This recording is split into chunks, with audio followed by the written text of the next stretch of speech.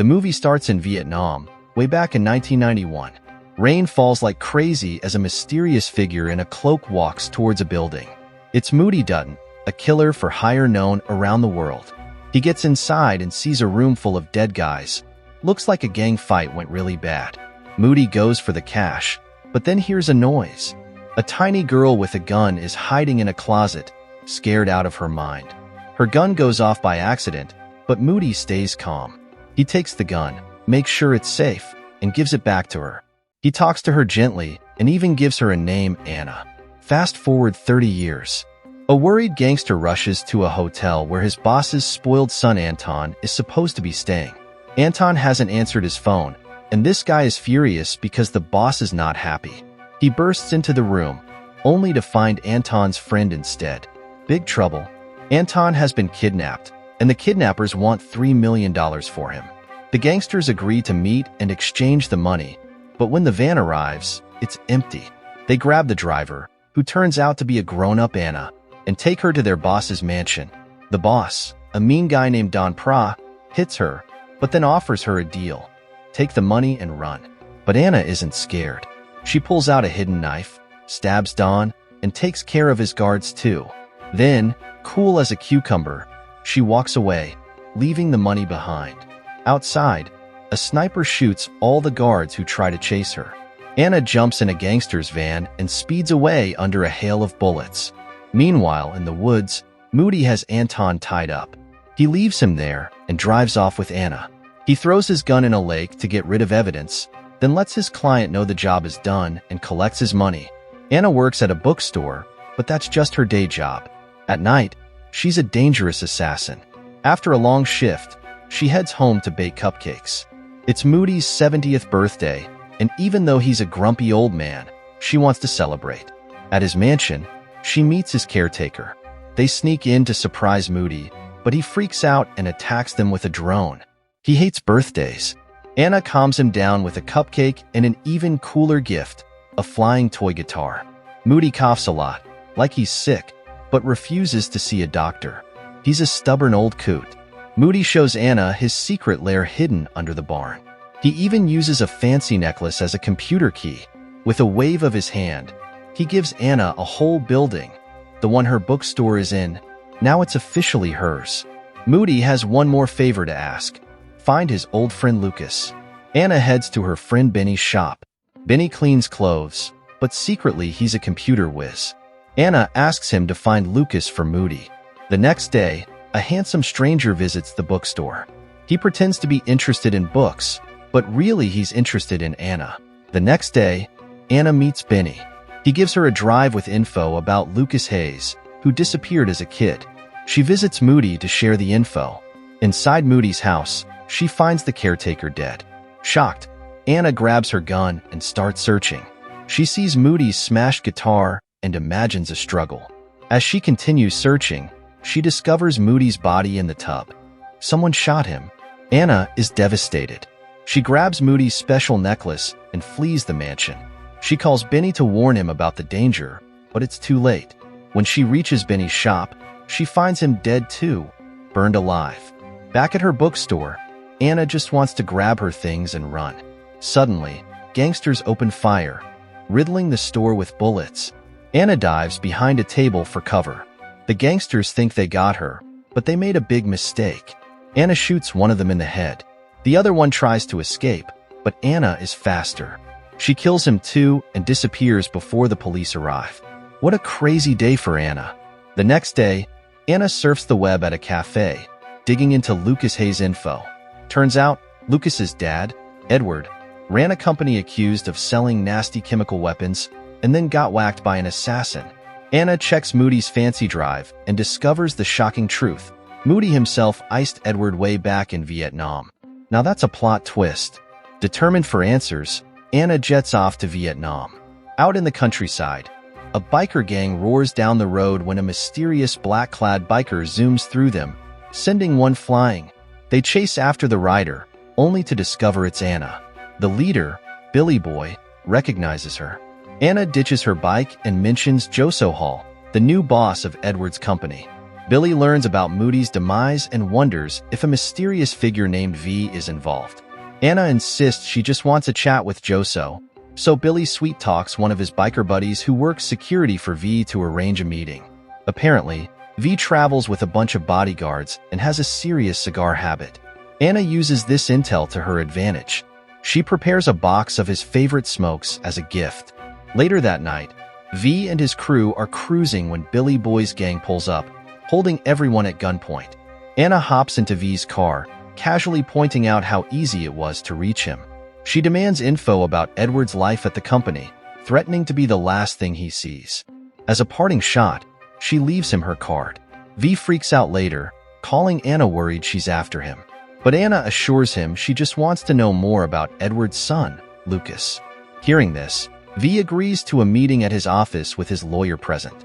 Anna struts into V's building, breezes past security, and gets escorted to meet the man himself and his lawyer, Do wasting no time. Anna demands answers about Lucas, especially since 3 of her friends are dead because of him. V and Do look like they've seen a ghost, but Do tries to shut Anna down. Suddenly, bam! Do gets a bullet to the head. V grabs one of Anna's gifts, a fancy cigar, and demands to know everything about her. Anna takes a quick look around the room, then whips out a hidden blade disguised as a cigar, giving Dewey a facial makeover and vanishing into the vents. More men burst in, spraying bullets at the ceiling. Anna narrowly dodges the hail of gunfire. Thinking fast, she turns on the sprinklers to mask her movements, then leaps from the ceiling and holds Dew at gunpoint, forcing his men to stand down. Anna makes a daring escape. She uses a power cable to zap the men chasing after her. More goons open fire, but Anna dodges like a pro and takes down 2 of them. She then grabs a water hose and rappels down to the ground floor. As she bolts outside, wham!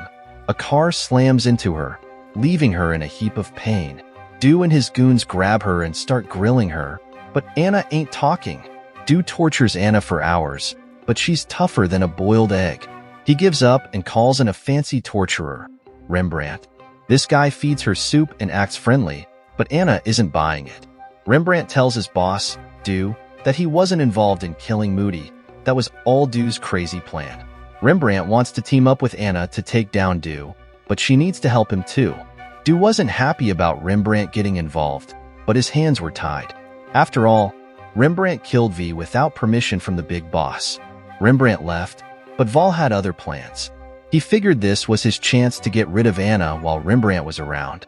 He thought the boss would blame Rembrandt and kick him out. Sneaky, right? Vol sent in 3 goons to take care of Anna. They grabbed her and wrapped a sheet around her neck to make it look like she ended things herself. But one of them got a little too close. Big mistake. Anna wasn't going down without a fight. She yanked free and used a food tray, can you believe it, to whack those guys down one by one, and takes them all down brutal. Rembrandt finds the room a mess and is impressed by Anna's fighting skills.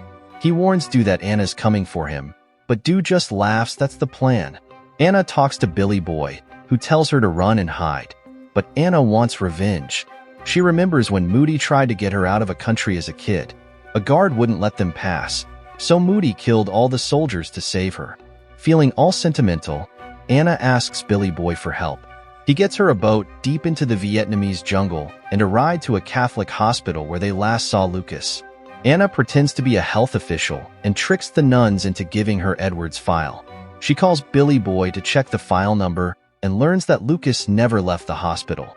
Back at the hospital, she finds out Lucas was readmitted under a different name and is now deaf and blind.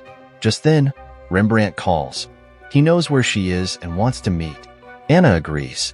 Over dinner, Rembrandt begs Anna to stop chasing his boss. They both pull guns on each other under the table, with sparks flying. Then, they start flirting. Seriously? Rembrandt warns her again that she'll die, but Anna is all about revenge for Moody. Anna takes off. As Rembrandt exits the restaurant, his phone rings. It's one of Dew's guys, whispering about Anna. Dew, on the other side, gives the okay for a hit. He then calls Rembrandt with a lie, saying he found Anna's hotel room. Rembrandt heads out, feeling good, but suddenly, 2 guys jump him. He fights them off, but wait, there's another one. This one's packing a gun and fires, forcing Rembrandt to scramble for cover. They won't leave him alone. These attackers keep coming. Rembrandt, though, is no slouch. He fights back, his skills on display. One by one, he takes down every single attacker. He even tricks the last guy following him into a taxi. Not a bad day for Rembrandt, considering he almost got killed and all. Anna bursts into Du's apartment, blasts through the door, and shoots one of his men. She corners Du and turns the tables, torturing him just like he did to her. Her revenge is brutal. Rembrandt races in, guns blazing, but finds Du hanging lifeless from the ceiling. Anna calls him, revealing she knows who his real boss is. "See you soon," she warns before hanging up. Suddenly, bullets fly. Rembrandt dives for cover. Anna enters with a shotgun, searching for Rembrandt. Duck lunges at Anna. They grapple, a mess of arms and legs. But Anna shoves him away and whips out a knife, hot anger in her eyes. They fight, a whirlwind of steel, and somehow Duck ends up worse for wear, cheeks ripped open and bloody. Anna bursts out of the building, feeling a searing pain in her side. Just then, bam! A shot rings out and her attacker crumples. But wait, another figure dashes out of the shadows, a cloaked stranger. It's Moody. He patches Anna up, revealing a shocking truth. He ambushed the attacker in his own mansion and disguised him as himself. Talk about risky. Moody and Anna learn Rembrandt's boss is throwing a fancy charity party at his mansion. Billy Bob lets them know they're expecting Anna. On party day, the mansion is locked down tighter than a drum. Dogs sniff, drones buzz, and boats patrol the water. Inside, the ball is in full swing, and Rembrandt scans the crowd for Anna, who's cleverly disguised as a waitress. The boss man himself walks in and starts a speech. Anna aims her gun, but Rembrandt spots her and tackles her just before she fires. Chaos erupts. The boss scurries to his panic room and seals himself in. Meanwhile, Anna's wound reopens, leaving a trail of blood. Rembrandt follows the bloody path. Anna attacks him but gets shot in the shoulder. She runs off, and Rembrandt goes after her again.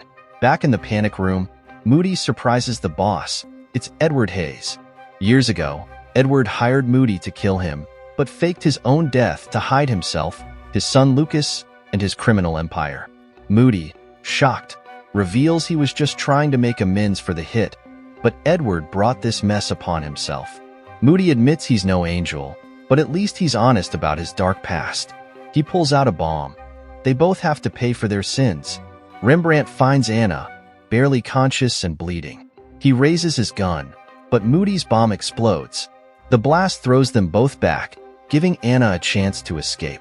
She somehow makes it back to her hometown. A flashback shows the night her life changed forever. A gang attacked her home, forcing her to watch them kill her parents. Taken to their hideout, Anna sees a gangster assembling a gun. Left alone for a moment, she grabs the parts and puts the gun together herself. Then, in a shocking act of revenge, she kills all the gangsters who murdered her family. Back in the present, Anna stumbles into her apartment, only to find Rembrandt waiting, gun drawn. They stare each other down. A gunshot echoes through the building. A moment later, Anna walks out alone. The story ends. Subscribe for similar movie reviews. Thanks for watching.